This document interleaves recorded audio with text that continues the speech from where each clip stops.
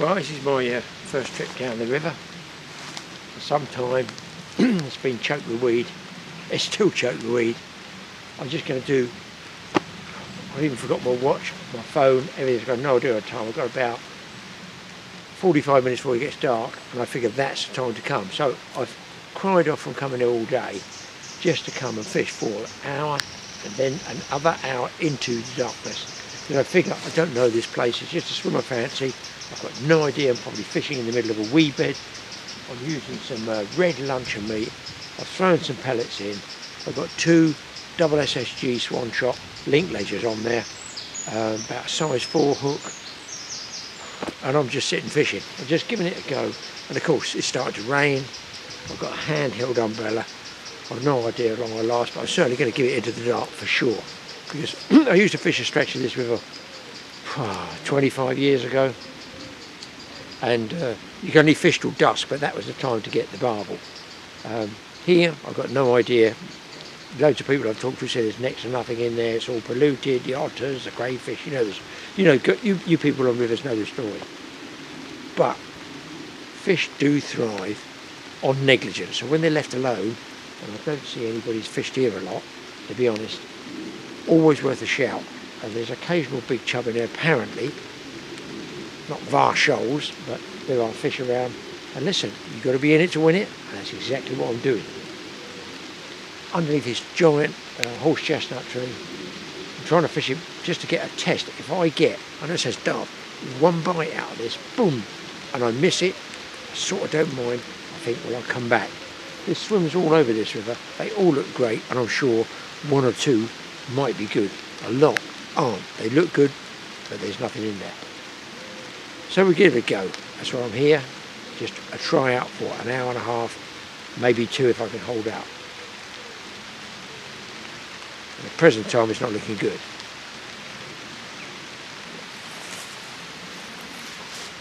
So last time I came, small pike, small ones, perch, small perch. I'm going to get myself set up here comfortably in a minute. Sit under this chestnut tree, that keep the rain off for a while, hope it's not a big downpour. And I'm looking for, boom, one fold over bite.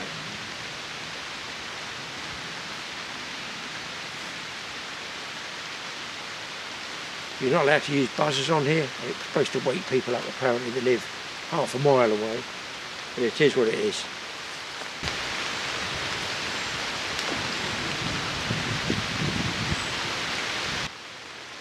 So, I'm out in the boat yesterday with Wayne off the south coast fishing, inshore. The heavens open.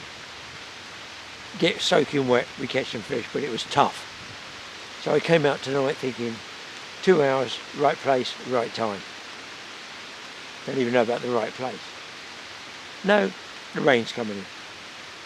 I mean, it really is against us, isn't it?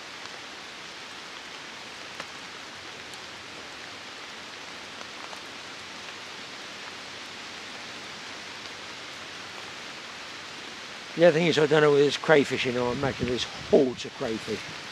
And this bait I'm using is a little bit soft, this luncheon meat, red luncheon meat. Done very well on it, bite-wise.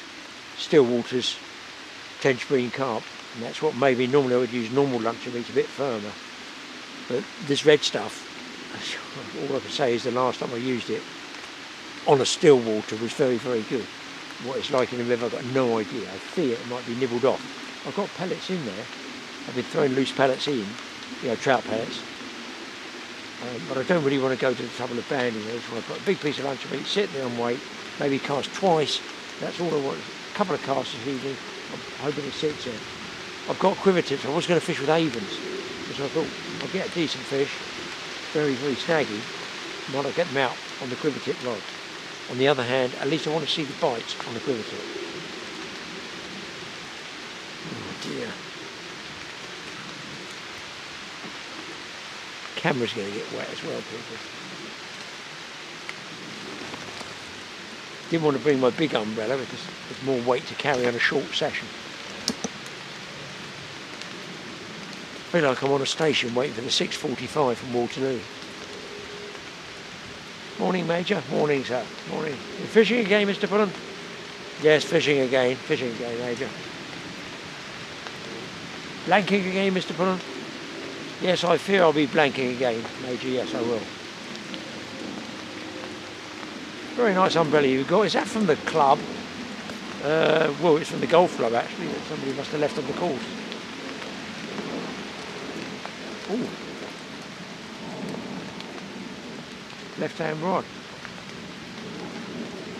£2 chub would be nice.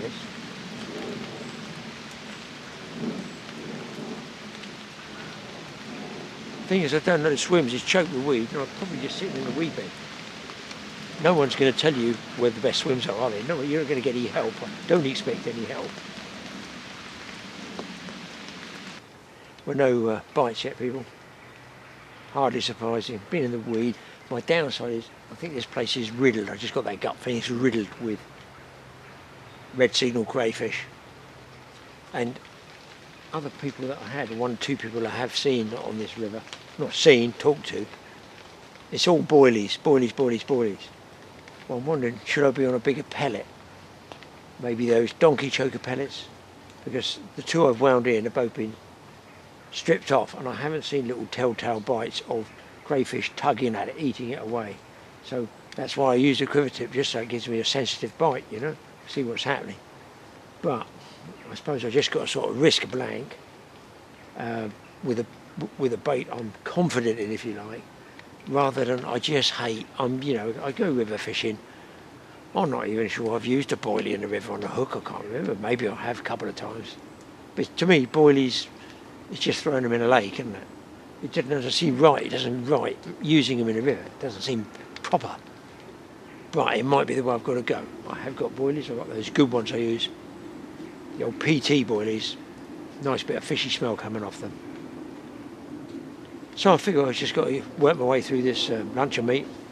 Incidentally, I've put my carrier bag over the butt of the rods because, as I say, you're not allowed to use a buzzer even though you're half a mile from where any people are.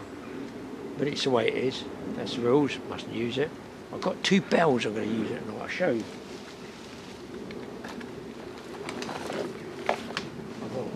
I've got to be able to get around this because even though in half light you'll probably see the rod go round. There we are.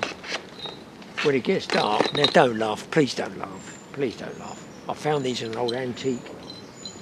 Yes, they clip on for beach fishing.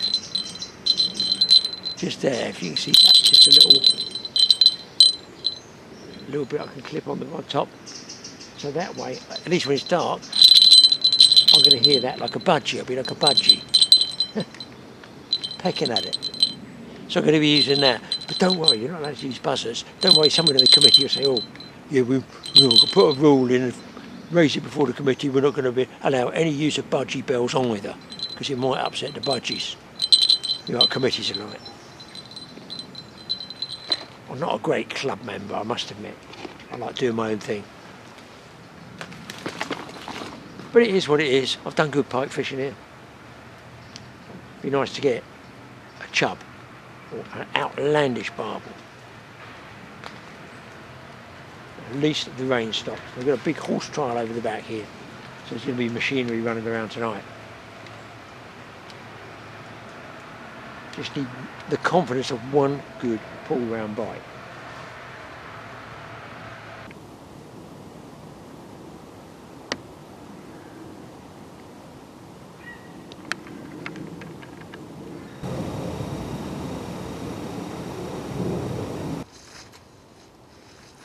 Well, I've got my budgie bells on the top there. I might put the big floodlight on, you can see them. Right hand rod, just a couple of real little tentatives like this, little really tappy little bites. Like a tiny chub, 2 or 3 inches chewing at it. But I've also got the baits back both times, so hopefully no crayfish. It's dark now, I'll put the main light on and show you. Might spook the fish, might not. Let's have a look. Boom. That's not quite full power, but it's basically lighting up the rest of Reading. If I come off the lock up and I'll send you right in close. Hopefully you can see that. 2 rod tops and 2 budgie bells. Unfortunately, no bites.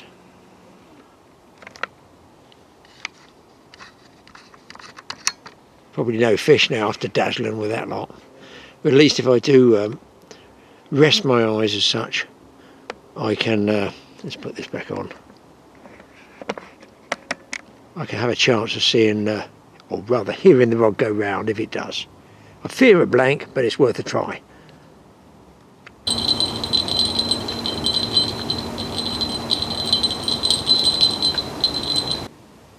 Well, just not happening tonight, people. I could be on the wrong bait, I could be in the wrong swim.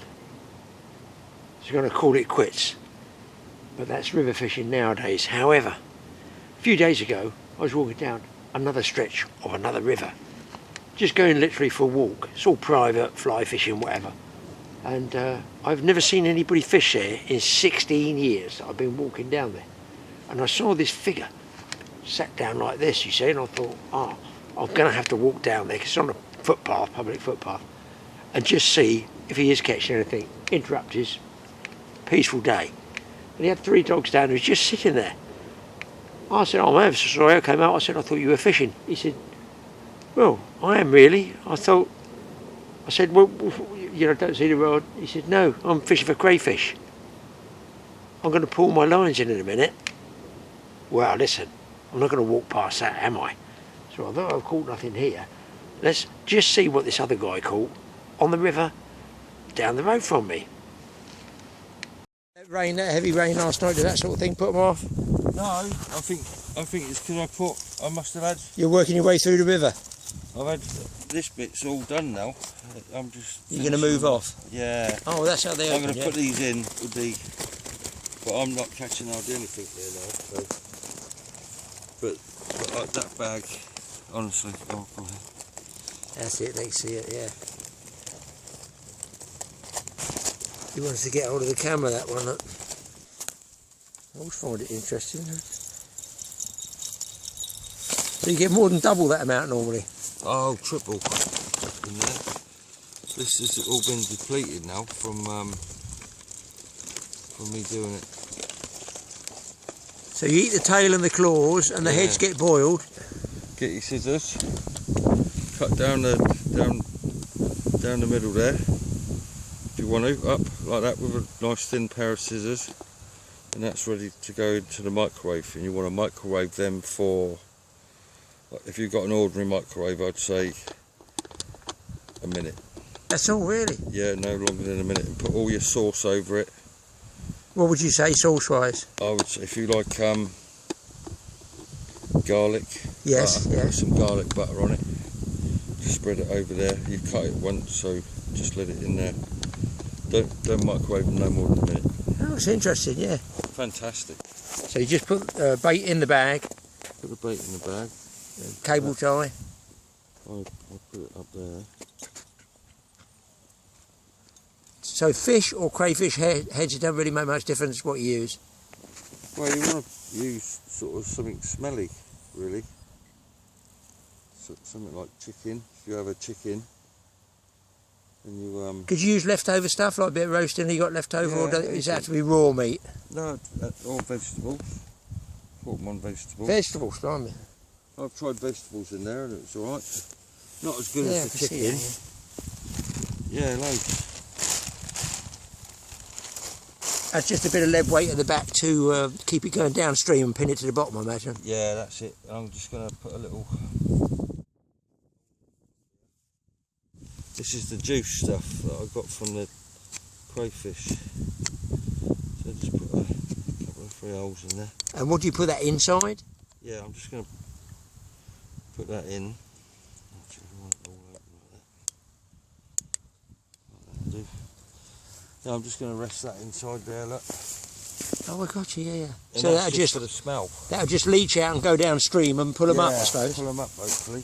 And it's free, like, you know what I mean? It would have been exactly, yeah. So, and I recycle the bottles, so yeah, it's a win-win situation if I can get it right and get a few out. But you never know. You're doing all the fishermen a favour, that's for sure. Well, that's it. I'm sure. Oh, sure if they caught me, they wouldn't fucking say that. No, fishermen don't like crayfish for certain.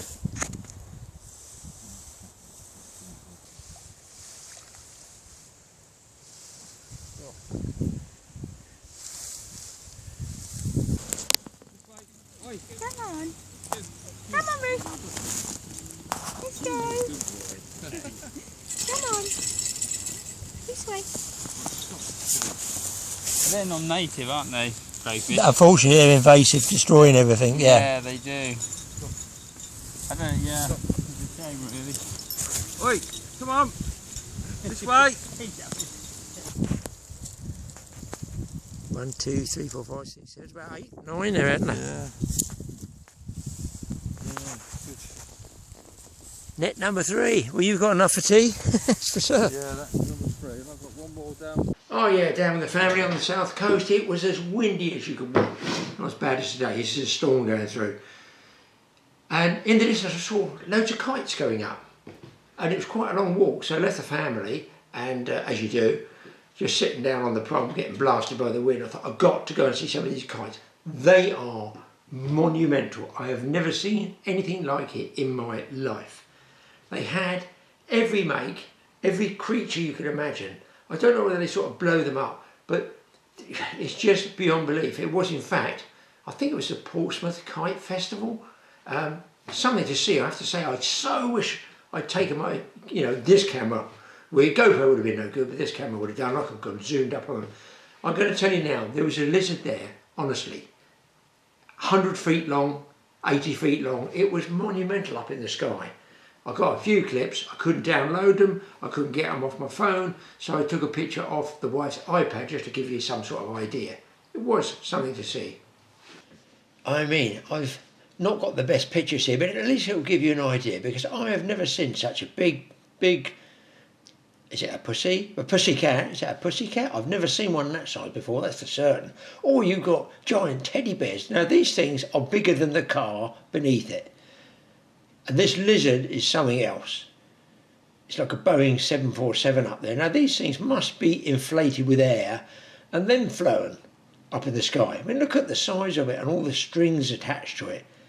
I do so wish I'd taken a big camera. It would have been such fun, and it was a lovely clear day.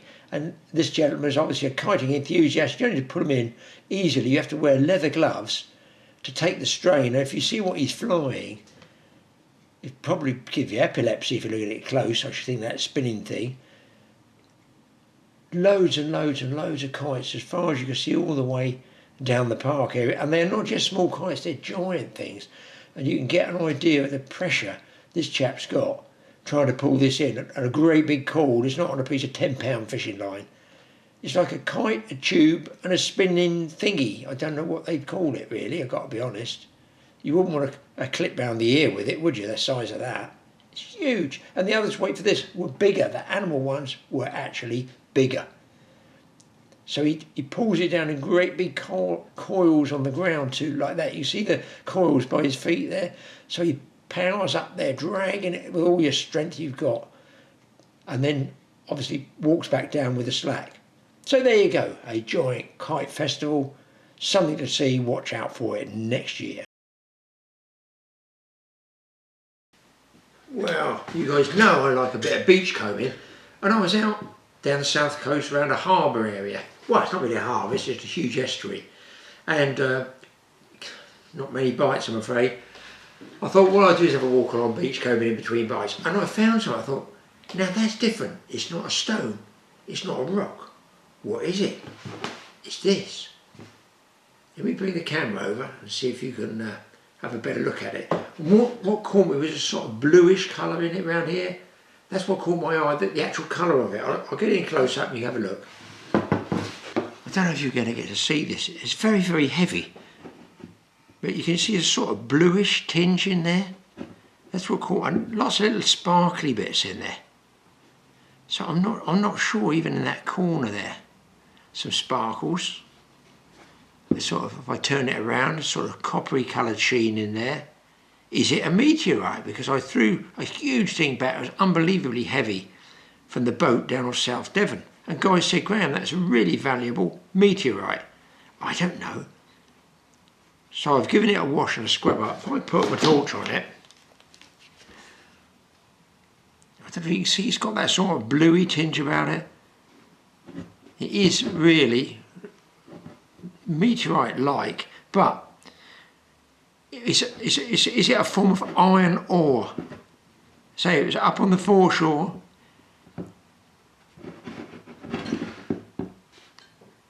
See if I can get it a bit closer for you.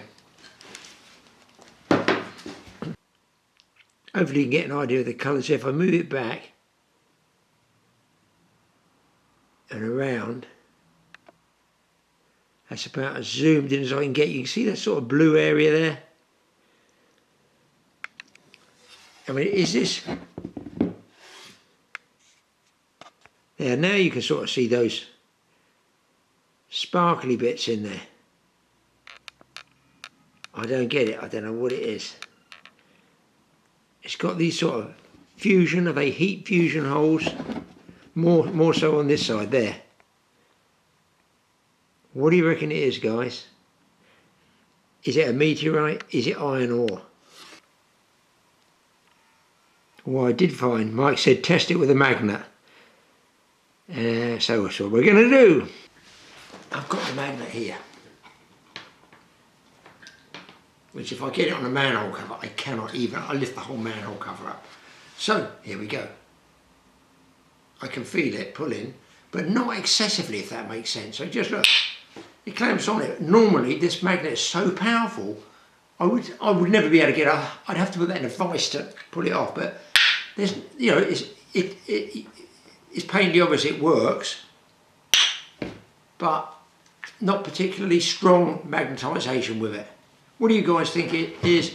Have I got a rare chunk of meteorite from Mars or somewhere else? Or is it indeed an uncut, if you like, piece of iron ore? Is that what they use to melt down to make iron? So in other words, it's raw iron, I don't know. Tell us in the comments page. Right, what's next? Here's a sign of the autumn coming. I come out one morning checking around the garden looking for Monsieur Le Mole, and I find I've been invaded by a village of what looks like mushroomy, toadstooly things, which have a delicate pattern to the top of them and a not unattractive hue of varying beiges and browns. Does anybody know the name of this? Because I fear I won't be putting him in the frying pan alongside my bacon, sausages, egg. That one I assume is that shape because that's the shape. Is it before they open up? So do they come up through the ground at that shape, a sort of dome first, and then open up into the big fan shape? Purely because down amongst the moss I could see in the close-up, I'm guessing that's how they come out the ground. And they lasted just a few days, but they come up so fast, like within 24, 48 hours, and they're suddenly appearing. So who knows what they are? Answers in the comments page. I guess they're not edible. I'm looking at them. I may be wrong. Talking of gardens, it's that time of year that tells you autumn is on the way, like the toadstools. Lavender bushes, I've noticed loads of lavender bushes this year and in other people's gardens are very, very, well, prolific. Now we used to crumble these seeds up and they smell really, really nice. There's a man snorting stuff there. Snorting seeds. But my grandmother used to put these, crumble them up in the autumn, put them in a cotton, what they call a lavender bag, and you put it underneath your pillow and you would have a really good night's sleep. Is anybody old enough to remember that? Lavender bags under your pillow. Also I got this bush that one of our Awesome Army followers had one similar or the same. He said, do not cut it. I think I mullered it with a pair of shears last year. It didn't come to anything. This year, I took that man's advice and I left it alone. It's doing very, very well. As are the gladioli, which I purchased at no small expense, £5 for a big packet of them from Tesco supermarket. And there they go into, I guess, seed first and then the bulb. I won't bother growing the seeds. I'll just go and get some more bulbs. They were a big success. But the bush itself is another one. I am not going to cut it back. Leave it alone, Graeme. Well, another thing I did was pop down to Mike's campsite, if you like. By the way, I'm building a big bushcraft on-grid campsite down the back of the garden. I'm stockpiling films for that, you'll be watching that later, but I did pop up and help Mike do a bit of sawing and whatever. But what we did find out there on the walkthrough was a big carcass that had been hit by a buzzard coming out the tree, and it must have gone down, it sort of must have bounced in 3 areas, and on the 3rd area it was demolished and stripped like you wouldn't believe by a buzzard. I didn't film it, a little bit graphic, but it happened. I did find it further on in the woods. Wow, there's another one. I can only assume it's the same buzzard.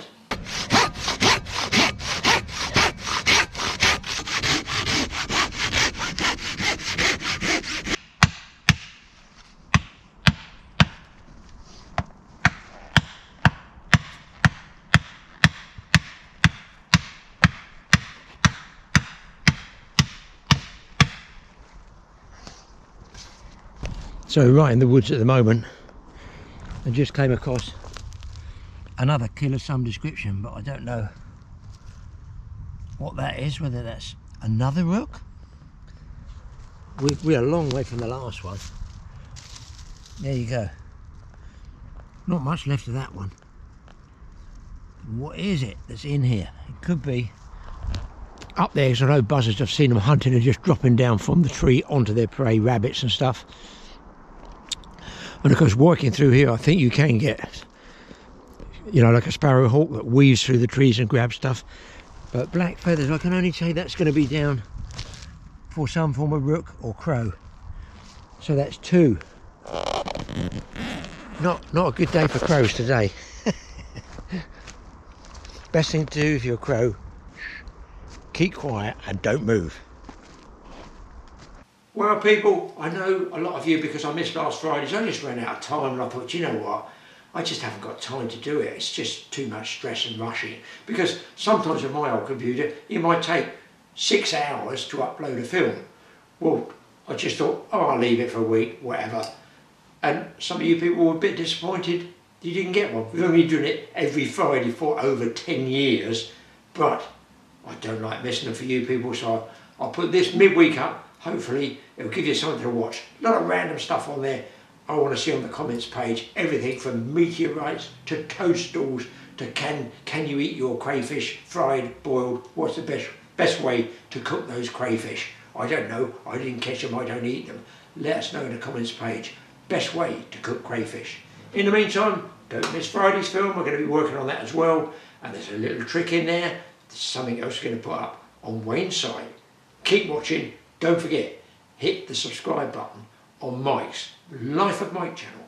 TA Fishing, yes. TA Outdoors, yes. And we'll see you in the next programme.